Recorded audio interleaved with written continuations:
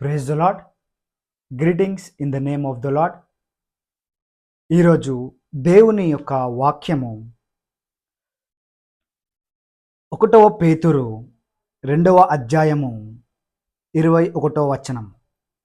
క్రీస్తు కూడా మీ కొరకు బాధపడి మీరు తన అడుగుజాడల యందు నడుచుకొనున్నట్లు మీకు మాదిరి ఉంచి పోయెను. అయితే క్రీస్తు కూడా మీ కొరకు బాధపడి, చాలామంది చాలా విషయంలో బాధపడుతూ ఉండొచ్చు. ఈ నొప్పి అని, ఈ యొక్క బలహీనత అని, ఈ యొక్క అప్పని, కొన్ని సమస్యలని బాధపడుతూ ఉండొచ్చు. అయితే కొంతమంది అంటారు, బ్రదర్ మీరు ఈ యొక్క సమస్యల గుండా, ఈ బాధల గుండా వెళ్తే మీకు తెలుస్తుంది, మీరు ఈ యొక్క సమస్యల గుండా, ఈ యొక్క వ్యాధి గుండా వెళ్తే ఆ నొప్పి మీకు తెలుస్తుంది కదా అని చాలామంది అంటారు.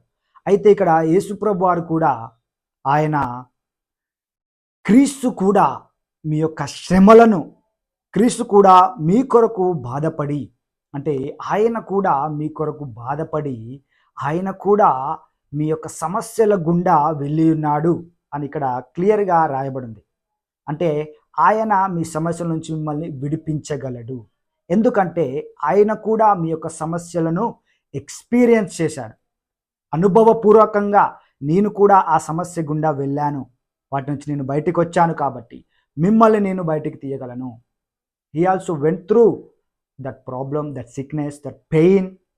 ఏ పెయిన్ అవుతుందో, ఏ సమస్య ఉందో దాని గుండా నేను వెళ్ళి విజయంగా బయటికి వచ్చాను, కాబట్టి మిమ్మల్ని కూడా నేను విడిపించగలను అని దేవుడు ఈరోజు ఈ వాక్యం ద్వారా మనతో మాట్లాడుచున్నాడు.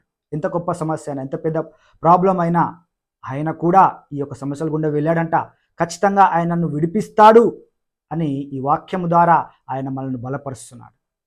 ఈ వాక్యాన్ని మరలా మనం జ్ఞాపకం చేసుకొని ఆయనకు ప్రార్థించినట్లయితే ఆయన ఖచ్చితంగా మన సమస్యల నుంచి విడిపిస్తాడు. Thank you. God bless you. Amen.